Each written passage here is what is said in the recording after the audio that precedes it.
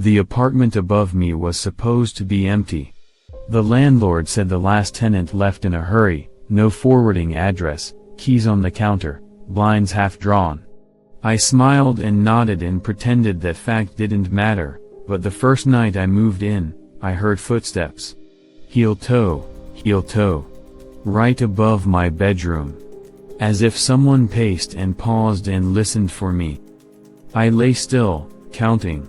Not sheep, but seconds between the creaks.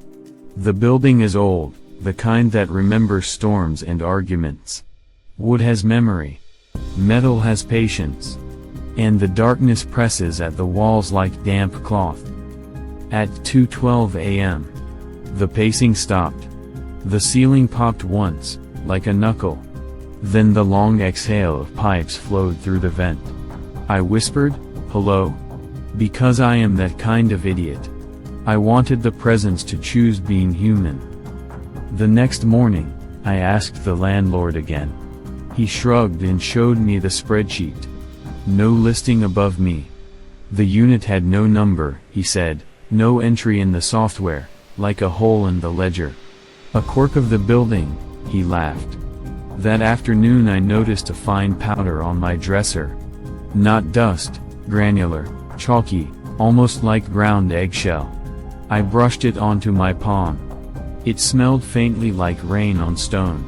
When I looked up, a hairline crack laced across the ceiling, a pale vein that hadn't been there before. The second night it was worse. Footsteps, then dragging, as if a chair scraped the floor. A low murmur that might have been radio static. Or a voice underground. Once, something tapped directly above the vent. 3 crisp knocks. I put my ear close. I don't know why. Don't, someone whispered, but it wasn't from the vent. It came from my phone, face down on the nightstand.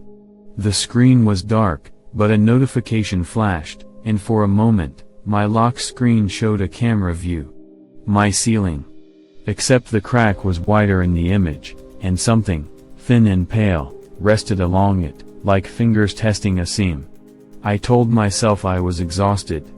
Moving does that. Boxes bleed the hours out of you. You become more cardboard than person. So I made tea and sat in the living room and put on a cheerful show I didn't watch. The footsteps followed. Room to room. Slow. Patient. Kind. On the third night, I went upstairs. The stairwell smelled like cool concrete and pennies. At the landing, a door faced me that shouldn't exist. No number. No knob. Just painted wood with the suggestion of a seam. I pressed my palm to it. It bowed in, like breath. Maintenance, I lied, and went back down for a tool I didn't own. I returned with a butter knife. The paint flaked. The seam gave. Behind the panel, a corridor waited. A squeezed throat of a hallway, narrow and dusty, leading to a single door with a key dangling from its lock. The key tag read nothing. No unit. No name. Just plastic whiteness. Inside, the apartment slept under a skin of chalk. Every surface wore a pale film, disturbed in circles, spirals, careful lines.